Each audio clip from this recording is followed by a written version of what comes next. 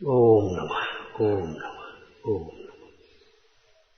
नमो वरहंताणं नमो सिद्धाणं नमो वारियाणं नमो वज्रायाणं नमो लोये सवसाहूणं शुद्धात्मान्मनेकान्तं साधुमुत्तम मंगलम वंदे संदष्टसिद्ध्यर्थं संदष्टार्थप्रकाशकम् मंगलम भगवान वीरो मंगलम गौतम गणे मंगलम कुंद कुंदाज्यो जैन धर्मोस्तु मंगलम सर्वमंगल मांगल्यम सर्वकल्याणकारकम प्रधानम सर्वधर्माणां जैनम जयतु शासनम जे झाया झाणिक एकम कलंक दहे नित्य निरंजन नानमयत्य परम नमः समय साराय सहानुभूत्या चकास्ते चित्स्वभावाय भावाय सर्वभावाय। भगवान आत्मा संवरमय है अकृत्रिम रूप से संवरमय, अनादि से। कल क्या कहा था? आत्मा में आश्रव हुआ ही नहीं। भगवान आत्मा संवरमय है, आत्मा में आश्रव हुआ ही नहीं है, आत्मा मोह रूप हुआ ही नहीं है। यदि आत्मा ही मोह रूप हो जाए तो मोह का अभाव ही कैसे होगा? और ये देखने में आता है, जो आत्मा को ही सर्वथा मोह रूप मानते हैं, उनके मोह का अभाव नहीं होता। बहुत पढ़ने से भी नहीं होता, घर छोड़ने से भी नहीं होता, वेश बदलने से भी नहीं होता, क्रियाएं करने से भी नहीं होता।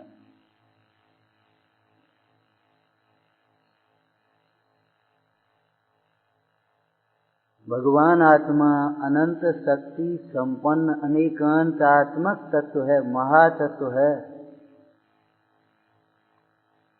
लोक में भी यदि कोई हीरा को कांच मान ले तो हीरा कांच नहीं होता।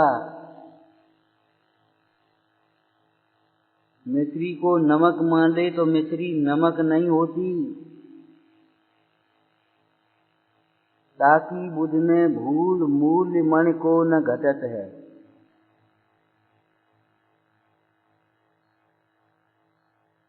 कोई देव को भी कुदेव मान ले तो देव कुदेव नहीं होते।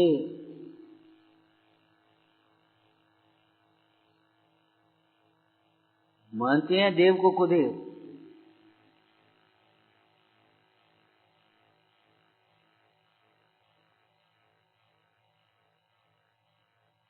भगवान भी नाराज होते होंगे, प्रसन्न होते होंगे। नाराज होकर के कुछ बिगाड़ेंगे और प्रसन्न होकर के कुछ देंगे। ये मान्यता क्या है?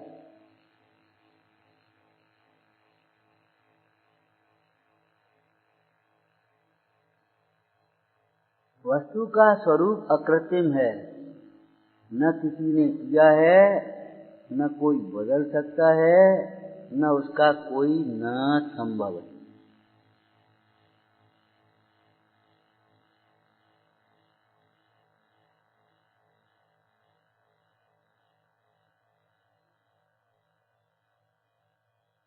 स्वरूप अन्यथा नहीं होता। ये बात, स्वरूप अन्यथा नहीं होता। अन्यथा माने अन्य प्रकार नहीं होता।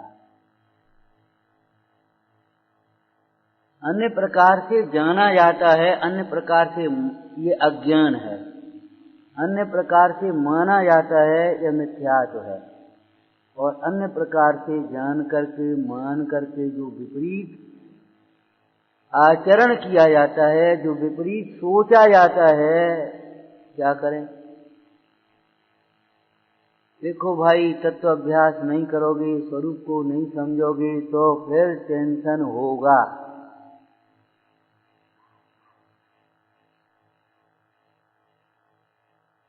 यदि तत्वाभ्यास में मन नहीं लगाओगे प्रयत्न पूर्वक, तो फिर हम ये कह रहे हैं, कहीं भी मन नहीं लगेगा, फिर ऐसी स्थिति हो जाएगी।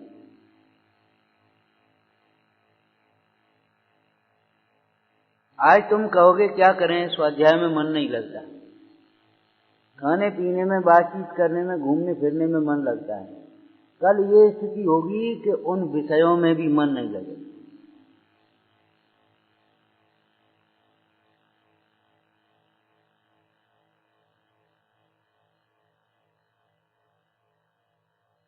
मुनिराज पद्म परमलधारी देव ने लिखा, सम्यक ज्ञान से रहित जीवों को विश्व में कहीं शरण नहीं।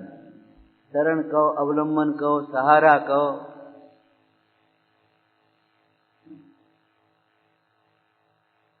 कहीं मन नहीं लगेगा, भटकते फिरो बचको, क्या कर, मन नहीं लगता।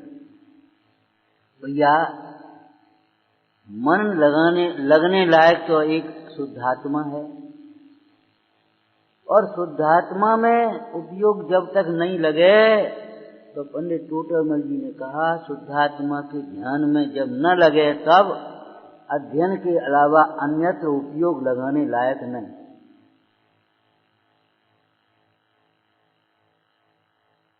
आत्मा का चिंतन करो,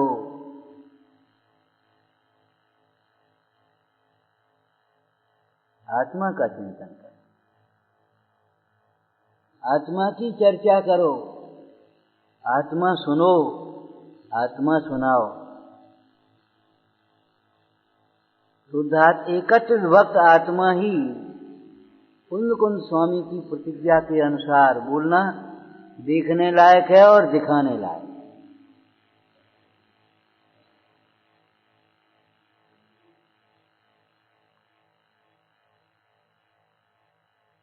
कुंद स्वामी प्रतिज्ञा कर रहे इस ग्रंथ की रचना के संबंध में, मैं एकत्रित भक्त आत्म स्वभाव को निज वैभव से दिखाऊं। तो निज वैभव से देखना, हमारी शकल मत देखते रहना।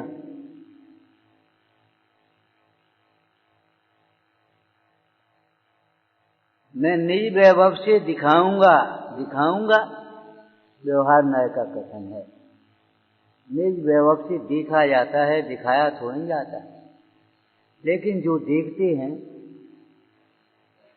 उन ज्ञानियों की ऐसा ही निमित्त नैमित्तिक संबंध है कि स्वयं उनकी वाणी में ध्वनित हो जाता है, भव्य भागन वच, और भव्य जी उसे सुनकर स्वयं अपने अंतर्मुखी उपयोग से देख लेते।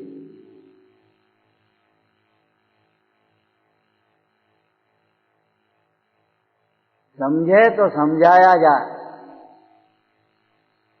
हमारे अध्यापक बहुत अच्छा समझाते हैं। अरे तुम विनय से समझो तो समझाते, नहीं समझो तो क्या समझाएंगे।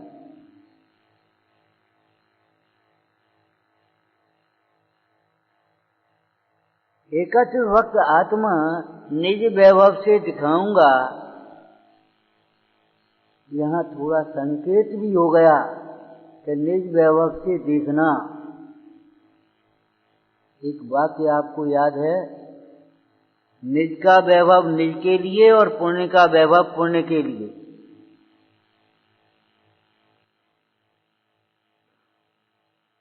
उपयोग करना ये समझदारी है, नहीं तो मूढ़ता है।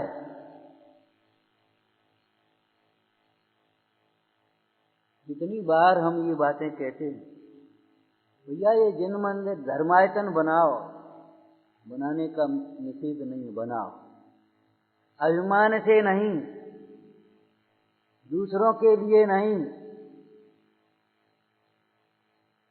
अयत्नाचार से नहीं, प्रदर्शन के लिए नहीं, आत्म कल्याण के लिए। धर्मायतन बनाना ही मत सीखो, संभालना भी सीखो। अब संभालो तुम, अब हमें टाइम नहीं है।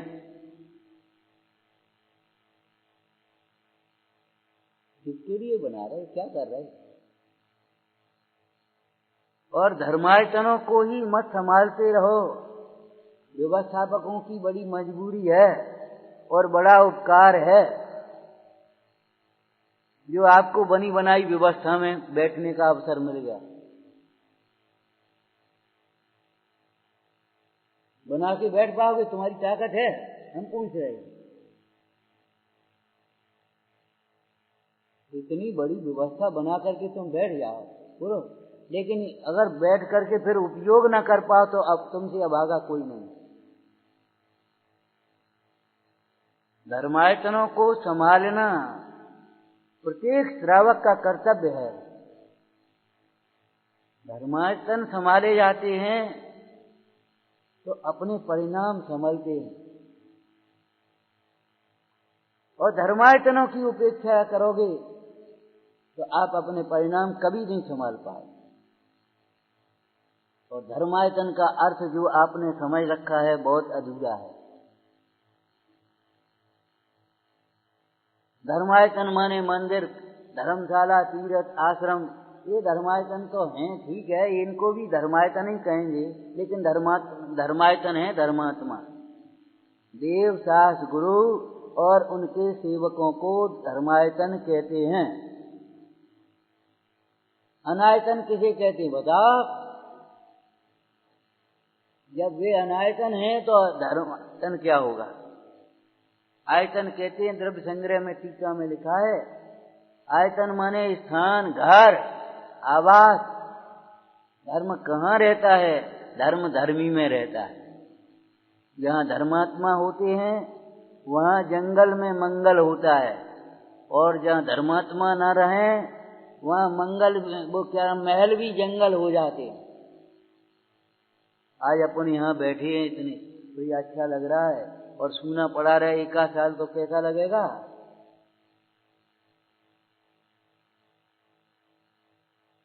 धर्मायतन बनाओ, कैसे बनाओ भैया बोलना, कैसे बनाओ? बहुत विनय से, भक्ति से, विशुद्ध परिणामों से आत्महित करने के लिए अनुग्रहार्थम, यत्नाचार से, विवेक से। इस बात को रटो भाई। आत्मा की आराधना, शुद्ध आत्मा की आराधना और जिन धर्म की प्रभावना महाकार्य है, मामूली काम नहीं है। ये धंधे व्यापार जैसे, खाने पीने जैसे काम नहीं, ये महाकार्य हैं, बड़े कार्य हैं, उत्तम कार्य हैं। इसलिए बहुत विनय से, विवेक से, यत्नाचार से, भक्ति से, समर्पण भाव से करने लायक हैं। पुण्य का वैभव, पुण्य के लिए दक्षिण में कितनी बार कहा था, ये जो आप व्यापार से पैसा कमा रहे हो वो तुम्हारी कमाई नहीं है, पुण्य की कमाई है। व्यापार करते हुए भी जो धन आता है वह पुण्य के उदय से आता है। सर्विस करते हुए भी जो पैसा तनख्वाह मिलती है वो पुण्य के उदय से। आज तुम्हें पेंशन मिल रही पुण्य के उदय से, और अगर पुण्य में नहीं लगाते तो महापाप है, अन्याय है आपका।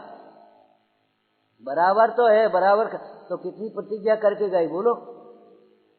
कुछ नहीं, बराबर कर दिया सबने। तुम ही लोगों ने तो हमारा उपयोग खराब करते हो, सही बताएं बात। जो जितने निकटवर्ती समझते हैं वे उपयोग खराब कर रहे, बस कुछ नहीं। तुम्हारा काम कहना, हमारा काम सुनना, सामने मौन रहना, पीछे उल्टी सीधी बातें करना, मन में कुछ करना, वचन में कुछ, काया में कुछ। फिर प्रतिज्ञा क्यों नहीं की बराबर माने कि हम अपनी व्यापार में से कम 10% धर्मादा निकालेंगे, धर्म कार्यों में खर्च करेंगे। क्यों नहीं प्रतिज्ञा की? आज प्रतिज्ञा कर ले। जिन्हें अपना हित करना हो पहले नंबर का काम है, दूसरे नंबर की बातें पूजा बाद में है, पहले नंबर का काम है।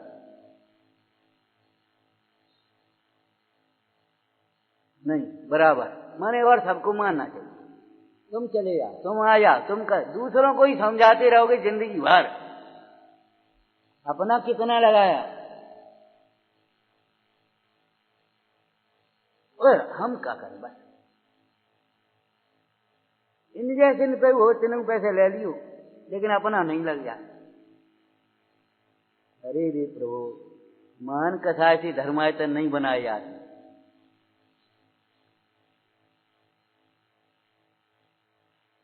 शुद्धात्मा की आराधना और जिन शासन की प्रभावना महाकार्य है, अत्यंत विवेक से, यत्नाचार से, समर्पण भाव से, विनय से, भक्ति से करने लायक है।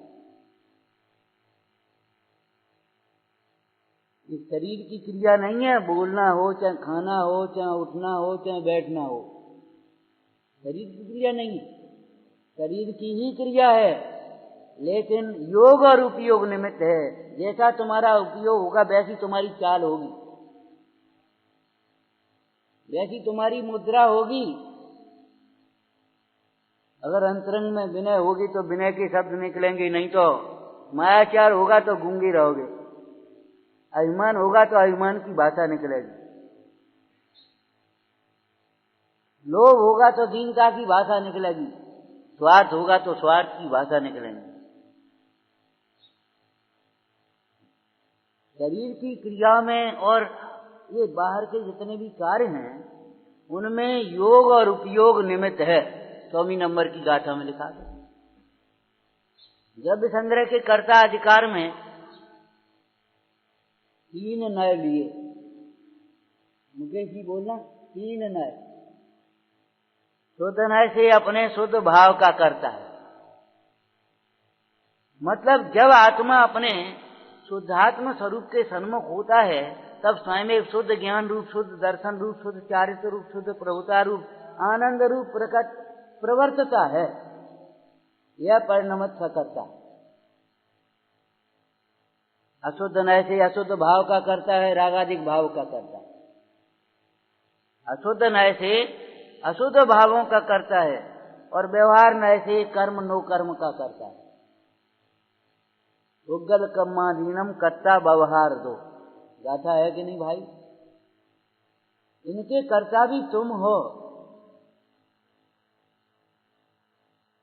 मतलब तुम्हारा योग, ये कार्य जिस तरह से हो रहे हैं वो तुम्हारे योग और उपयोग को बता रहे,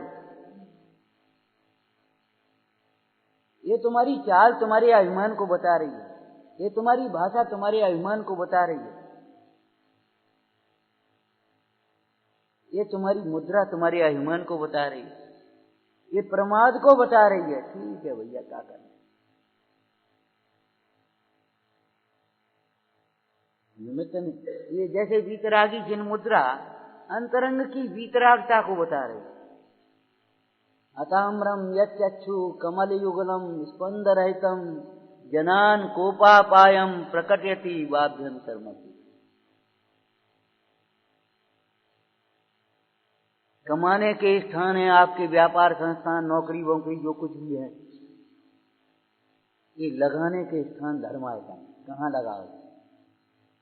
लेकिन जो पुण्य की कमाई को पाप के कार्यों में लगाते हैं और धर्म कार्यों में भी केवल मानादिक कथाओं से लगाते हैं, धर्म कार्यों में भी लगाएंगे तो मानादिक कथाओं से लगाएंगे, विनय से सरलता से नहीं, विनय से सरलता से विवेक से नहीं, धर्म कार्यों में भी लगाएंगे तो मानादिक कथाओं से लगाएंगे, जहां मानादिक पुष्ट होगा वहां लगाएंगे। वे जीव पापी हैं। देखो, अपना उपयोग पर में लगाया और पुण्य की कमाई पाप में लगाई। अब बताओ क्या कहें हम? पुण्य की कमाई पाप में लगाई और अपना उपयोग काय में लगाया? इस शरीर में, पुद्गल में, विषयों में, कथाओं। तेरा कल्याण कैसे होगा? विचार करो, उन गुरुओं का स्मरण करो। आप पढ़ रहे थे, जग को दे दी जग की निधियां,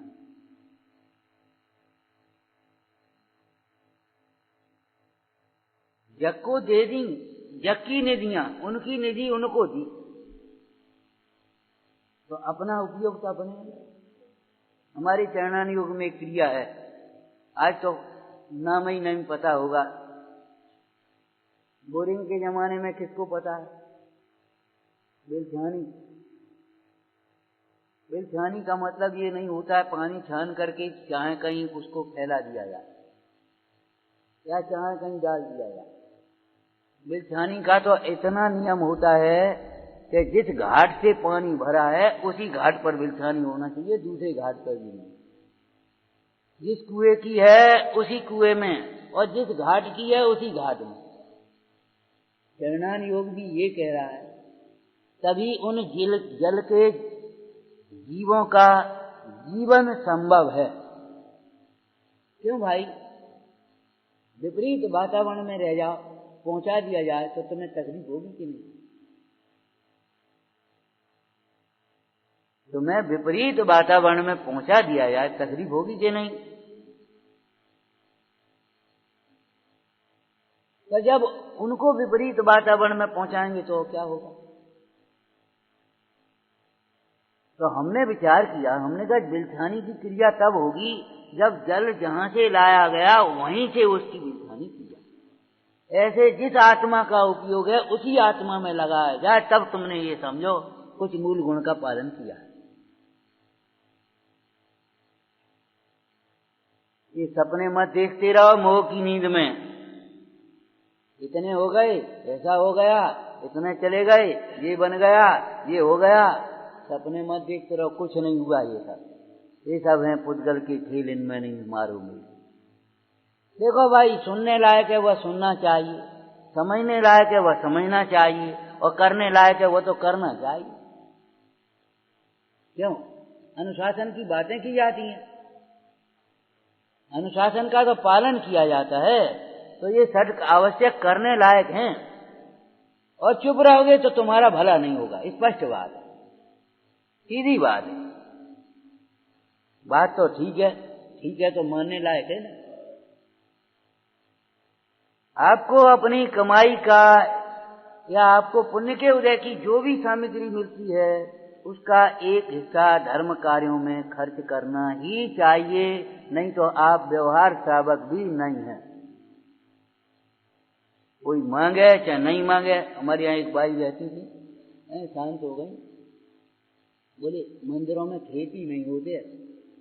वो अपनी भाषा बोल दे, मंदिरों में खेती थोड़ी होती है, हमें तो मैं और बैठ करके अगर 4-6 लोग बात कर रहे होते नहीं का तो बुराई ऊंचा सुनती थी। उम्र हो गई थी 80-82 तो ऊंचा सुनती, काहे भैया कहा कह रहे यानी कछु नहीं, वो पाठशाला के लिए बेंच और चौकी बनने। बोले तो कितने की बन रही? 50 रुपये। तो एक हमारी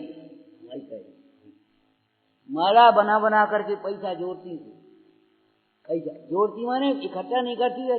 और कई का हो रहा हो कि कच नहीं, बच्चों को पाठशाला में इनाम बटे हुए हमारी ओर से बटवा दिया, एक प्रतिमा हमारी बनवा दी, ये हो रहा, एक पूजा की मेज हमारी बनवा दी। हमने कहा बताओ,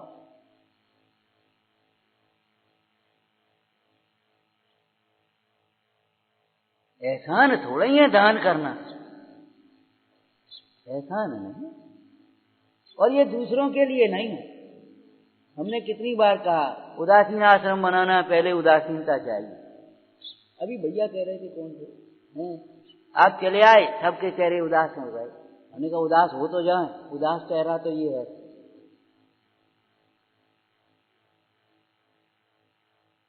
ये चाय जैसी चुस्कियां नहीं है,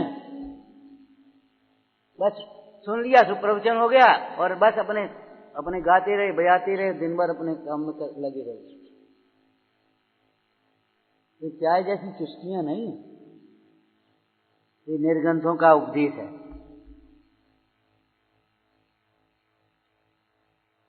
भैया विचार करो, निष्प्रही सब जीवों को मोक्ष मार्ग का निष्प्रह हो, अंतरंग में बारंबार विचार करो। है जो मानने लायक है सो मानो, जे नहीं मानने लायक ही है। अब मानने में दो काम हो जाएंगे आचरण में, एक हे और उपादेय। जिनोपदेश में दो बातें आती हैं, एक हे और उपादेय। तो हे छोड़ने लायक है और उपादेय, बोलो भाई क्या व्याख्या करो, बोला नहीं करो। हमारे आपसे 10 बार कह दिया अच्छा नहीं है, आपको आता है, बहुत अच्छी बात है। इतना नहीं आता, जिनको आता है वो बहुत शांत होते हैं।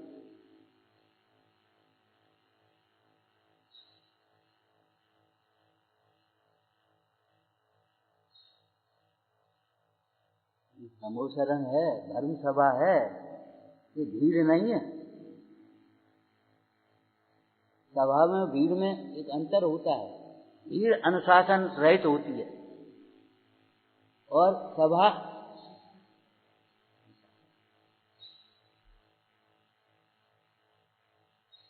क्या कह रहे थे? हाँ, हे और उपाधि में हे छोड़ने लायक है, मतलब क्या है? पर को अपना मानना छोड़ने लायक है। ये मोह छोड़ने लायक है, अनादि काल का मोह अब तो छोड़ो।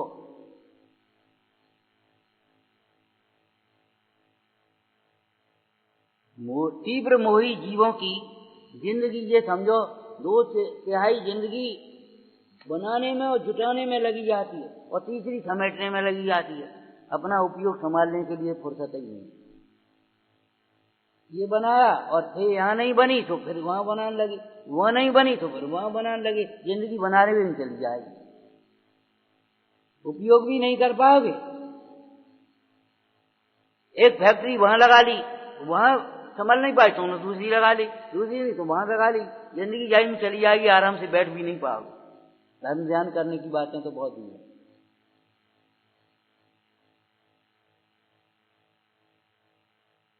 अरे भाई, धन कमाने लायक नहीं है, जोड़ने लायक नहीं है, बढ़ाने लायक नहीं है।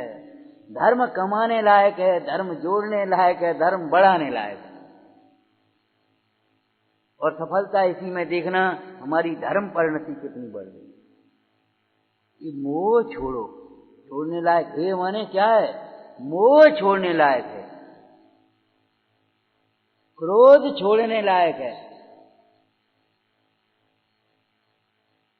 अभिमान छोड़ने लायक है, मायाचारी छोड़ने लायक है, लोभ छोड़ने लायक है। और इन कथाओं की तीव्रता को प्रमाद कहते हैं, प्रमाद छोड़ने लायक है। आगे बोलो, हिंसादिक 5 पाप छोड़ने लायक हैं। अरे अधिक क्या कहें, अधिक क्या कहें। आत्मा से जो कुछ बाहर है वह सब छोड़ने ही लायक।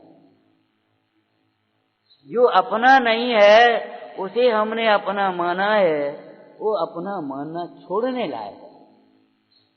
आज छोड़ो, कल छोड़ो, अनंत काल बाद छोड़ो। जब सुखी होगे तो छोड़ करके ही सुखी होगे। देवी तरह की प्रतिमा जोड़ जोड़ करके नहीं बनी है, फेविकॉल से जोड़ जोड़ के बना दी हो। ये तोड़ तोड़ करके विकार छांटा गया है, प्रतिमा प्रकट हुई है। ऐसे ही विकारों को छांटते जाओ, वीतरागता प्रकट होगी। बस ज्ञाता दृष्टा रह जाऊं, मद मत्सर मोह बनस्य आए।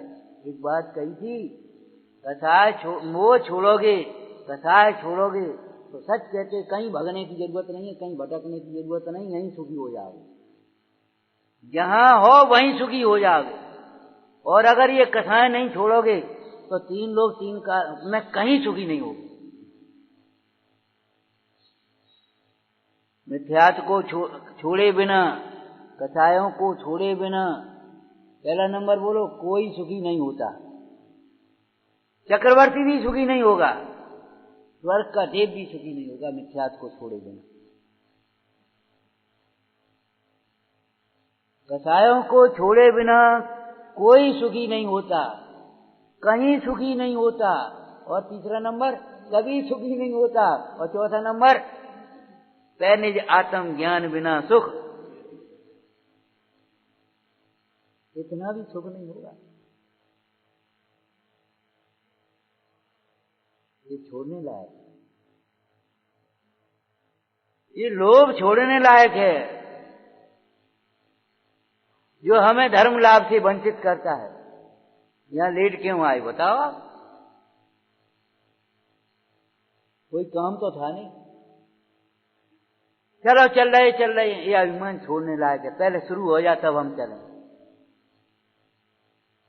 न नाश्ता कर लें, न ये कर लें, ये छोड़ने लायक।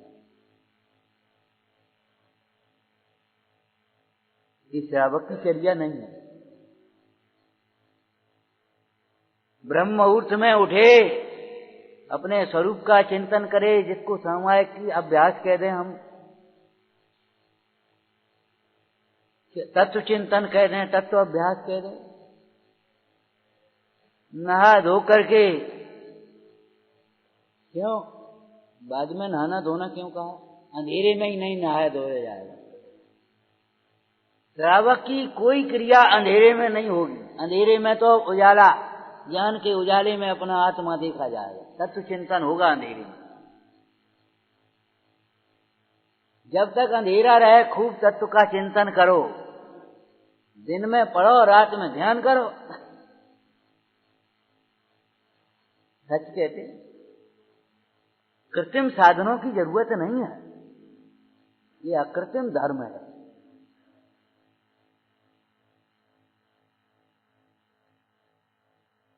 भगवान का दर्शन, पूजन, स्वाध्याय और दान, उसके बाद भोजन करने की व्यवस्था है, खाने पीने की व्यवस्था उसके बाद की है श्रावक धर्म में। जो सवेरे से चाय नाश्ता की प्रवृत्तियां पड़ी हैं, अब वो क्या करें? कमजोरी है, तबीयत खराब है। तबीयत इसीलिए खराब है, उल्टी चर्या पकड़ी है, तबीयत इसीलिए खराब है। और हम कहते हैं तुम दिन भर खाते पीते ही रहो तो अभी तबीयत ठीक नहीं कर पाओगे। भाव कर्म से द्रव्य कर्म, द्रव्य कर्म से नो कर्म की व्यवस्था है। तबीयत ठीक तब होगी जब मन ठीक होगा, मन ठीक तब होगा जब श्रद्धा ठीक होगी, विचार ठीक होंगे।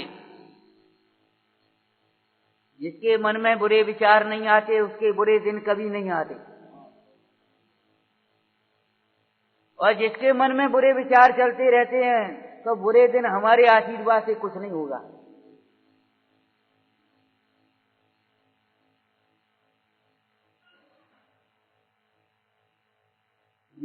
जो प्रमाद पूजा से रोक रहा है, अब चल रहे भैया, अब क्या करें?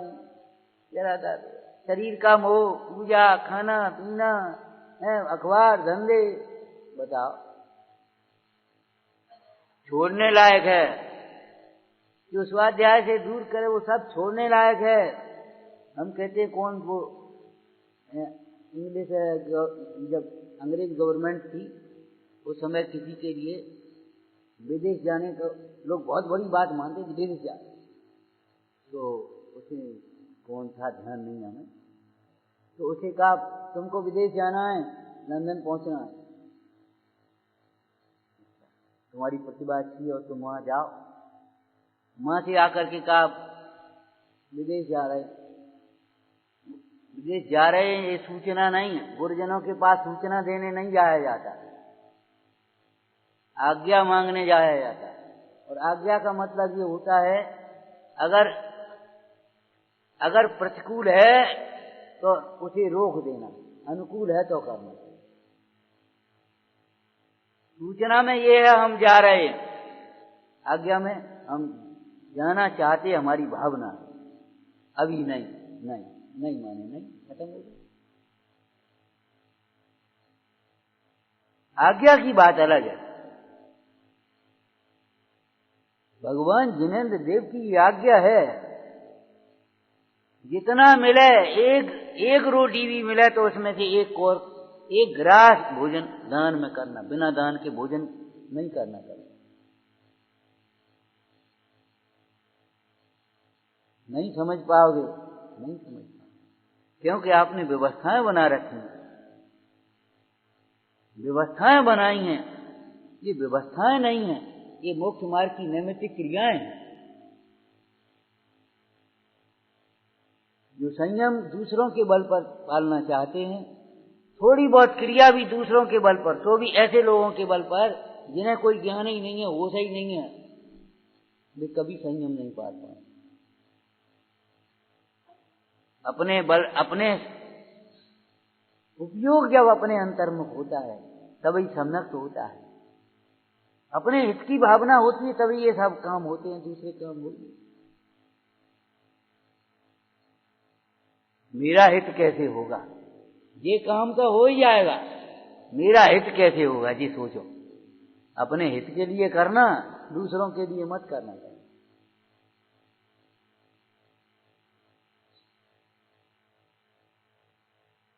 आत्मा संवरमय है, नहीं माने तो अभी है।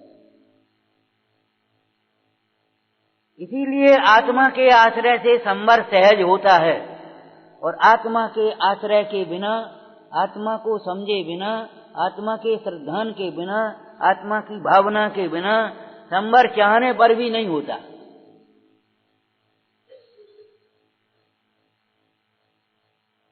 जिन्हें तत्वार्थ सूत्र में संयम संवर के निमित्त कहे हैं, स समित गुप्ती वृत्त धर्मान परीक्षा परिचय जय चारित्र का ना।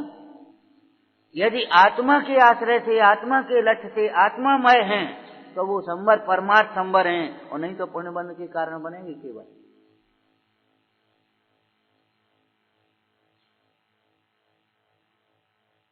यदि आत्मा के आश्रय से हैं तो उन्हें भी संवर ही कहेंगे, संवर के निमित्त को भी क्या कहें? दुख के निमित्त को भी क्या कहें? दुख ही का कारण कहेंगे। आत्मा संवरमय है, इसलिए आत्मा के आश्रय से संवर सहज होता है। दृष्टांत बोलो। आत्मा आनंदमय है, आत्मानुभव होने पर आनंदित होना नहीं पड़ता है, सहज आनंद होता है। आत्मा वैराग्य रूप है, रागादिक से रहित है, इसलिए आत्मा के आश्रय से वैराग्य सहज होता है। आत्मा ज्ञानमय है, आत्मा के आश्रय से ज्ञान सहज होता है, और आत्मा के आश्रय के बिना नहीं ही होता।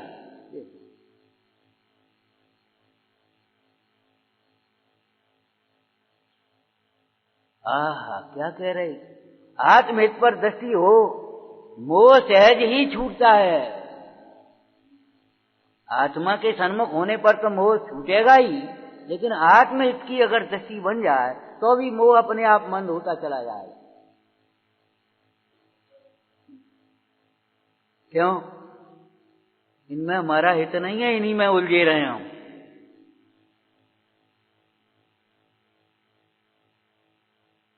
शरीर में, विषयों में, परिवार में, व्यापार में, व्यवहार में ही अगर उलझे रहेंगे तो अपना हित कैसे होगा? कब होगा? क्या करें? क्या करें? इमजान आला खान साहस खान ये सिखा दो, और क्या करो? बस सुन लेंगे और पढ़ लेंगे और बताओ क्या करें? अरे जो कार्य करने लायक है सो करो। इनको अपना मानना अब तो छोड़ो। बताया था उस दिन, पहले माँ की सेवा का बहाना ही कहेंगे हम, और माँ शांत हो गई, भैया अब आ जाओ कम से कम, स्वाध्याय करो, धर्म ध्यान करो, काय को लगी? क्या करें? वो लड़के और बहू दोनों नौकरी करते, वो चले आते अपने अपने, अब बच्चों को उठना पड़ता।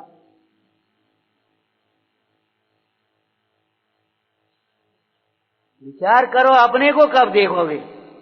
अपना हित कब देखोगे? ये तो बता दो हमें। इस मोह को अब तो छोड़ो भाई, अब तो छोड़ो।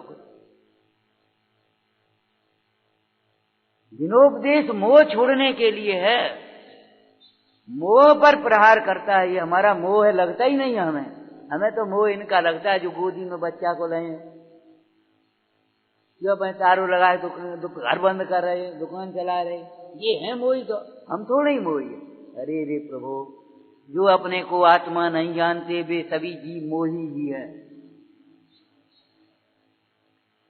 परंतु ध्यान रखना, उनका आत्मा भी मोह रूप नहीं हुआ है, वे भी ज्ञानमय ही हैं। और वे जीव भी जिस समय अपने को ज्ञानमय अनुभव करें उसी समय उनके मोह का भाव होगा।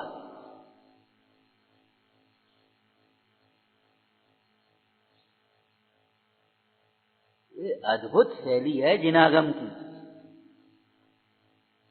नयों का प्रयोग जिनागम में ही है और कहीं नहीं है। सारे दर्शनों में आप कहीं चले जाओ, और नयों का अगर सदुपयोग और सदप्रयोग नहीं जानते हैं तो जैन नहीं हो पाएंगे।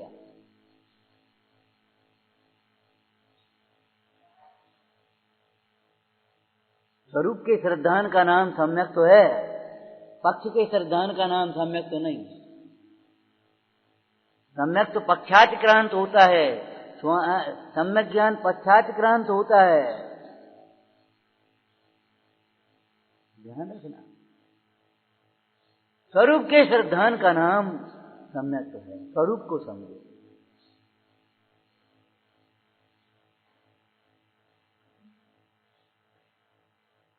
संबर करना है, हमें तो बस धर्म करना है। धर्म करना है, करने से धर्म नहीं होता, समझने से धर्म होता है। धर्म करना है तुम्हें, धर्म समझ तो लो। विषयों में सुख मानते रहोगे और पूजा पाठ स्वाध्याय भी करते रहोगे तो धर्म तो नहीं होगा। व्यापार भी करते रहोगे तो थोड़ा बहुत दान पुण्य भी करते रहोगे तो धर्म तो नहीं होगा। अपने को नहीं समझोगे और पढ़ते पढ़ाते भी रहोगे तो धर्म तो नहीं होगा भाई। तुम्हें धर्म करना है कि बातें मनानी है। प्रद्युम्न कुमार की स्त्री ने ये प्रश्न किया था। प्रद्युम्न ने कहा हम तो दीक्षा लेकर के जा रहे, वैराग्य हुआ है। वैराग्य हुआ तो हमारे पास क्या हुआ है? इसलिए आए कि हम कहते हैं अबे मत जा सुर रहे, तो ठीक है क्या करें, हम तो जा रहे थे, सुबह ने रोक दो। इसलिए आए हो तुम हमारे पास। अभी तुम्हें वैराग्य हुआ नहीं है दीक्षा लायक। सुनो, जिसको वैराग्य होता है वह गुरु के पास जाता है, वो स्त्री के पास क्यों आएगा, पिता के पास क्यों आएगा?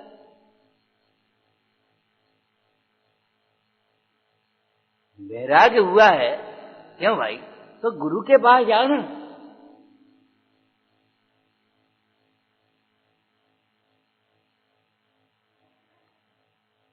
जिसे जगत का जीव वैराग्य मानता है वो वैराग्य है ही नहीं, ज्ञान मानता है वो ज्ञान है ही नहीं, सुख मानता है वो सुख है ही नहीं, ऐसे सम्यक तो मानता है वो सम्यक भी नहीं।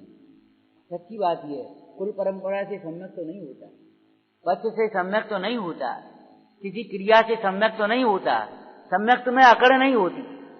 और सब अज्ञानी है, हम ज्ञानी है, सम्यक में अकड़ नहीं होती। सम्यक में बहुत विनय होती है, वात्सल्य होती है, सरलता होती है, समर्पण होता है। सम्यक के गुण सम्यक हुए बिना समझ में ही नहीं आएंगे किसी के सम्यक। साधु हुए बिना साधु के गुण कैसे समझ में आए, ये संत कवि ने लिखा। इसी आधार से लिखे विचारना। आत्मा संबरमय है और आत्मा के आश्रय से संबर होता है। जिन्हें संपर्क प्रकट करना है, जिन्हें आ गई वही भाषा तुम्हारी कुसंगति से, हमें सम्यक प्रकट करना है।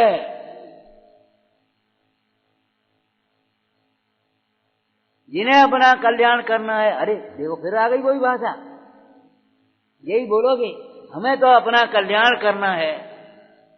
प्रद्युम्न कुमार राज्यसभा में पहुंचे और बलदेव वगैरह सब बैठे थे। बोले देखो हम बूढ़े बूढ़े लोग बैठे थे, कल का लड़का दीक्षा लेकर के जा रहा। तो जो और चर्चा की सो तो कई अंत में एक लाइन भी कह दी, देखो भाई अब तुम्हें वैराग्य नहीं हुआ, तुम्हें जगत के थंब बने रहना तो बने रहो, हम क्या करें। तुम्हें जगत के थंब बने रहना है तो बने रहो, तुम्हें दुकान चलानी चलाते रहो जिंदगी भर, तुम्हें समाज देखना समाज देखते रहो, तुम्हें व्यवस्थाएं देखना व्यवस्था देखते रहो, हमें तो अपना आत्मा देखना है। जिन्हें विनय नहीं, हमें तो अपना हित करना है। जिन्हें संबर प्रकट करना ना, हमें संबर प्रकट करना है। क्यों? संबर के बिना धर्म नहीं, धर्म के बिना सुख नहीं। हमें संपर्क प्रकट करना है तो हमें आत्मा को देखना है, नहीं अपने को आत्मा देखना है। और शास्त्रों में ऐसे नहीं देखना है आत्मा। देखो ये लिखा, भगवान आत्मा सदा ज्ञाता द्रव्य है। यहां तो देखा, यहां तो देखो, यहाँ देखने मात्र से काम नहीं चलेगा, अधूरा है। जो यहाँ भी नहीं देखते उनकी बात बहुत दूर है। शास्त्र भी स्वाध्याय नहीं करते, वे आत्मा क्या देखें, कैसे देखेंगे बेचारे। लेकिन यहाँ देखते हैं और यहाँ नहीं देखते, उनको भी नहीं दिखेगा, ये कह रहे हैं। क्या कहा? शास्त्र में देखना, शास्त्र से देखना अधूरा है, बेकार नहीं है, विपरीत नहीं है, ध्यान रखना।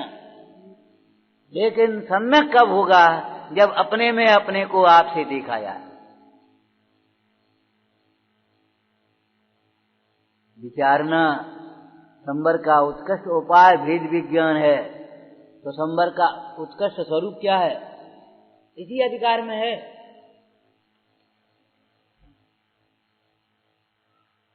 संवर का उत्कृष्ट स्वरूप स्वात्मोपलब्धि।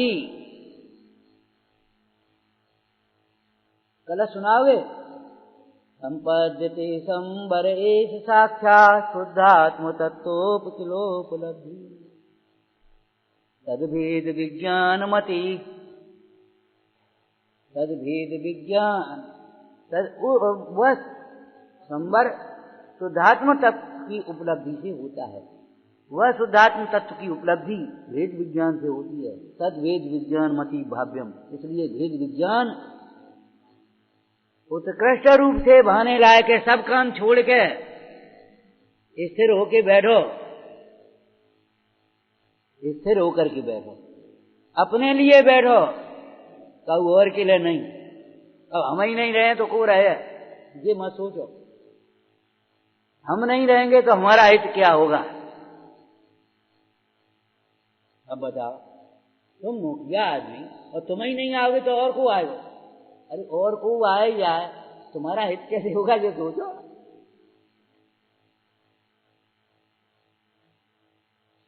क्या कहा? वह भेद विज्ञान भाने योग्य, इतना नहीं उपादेय, इतना नहीं, हल्की हल्की बातें मत करो। वह भेद विज्ञान उत्कृष्ट पने भाने योग्य है, सब छोड़ करके भाने योग्य है, निरंतर भाने योग्य है। इसके बिना हित नहीं।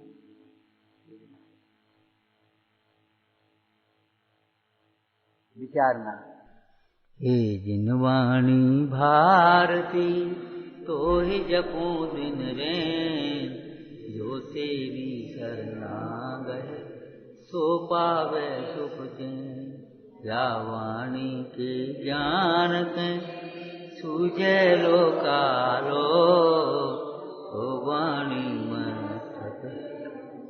सदा देत मुझो।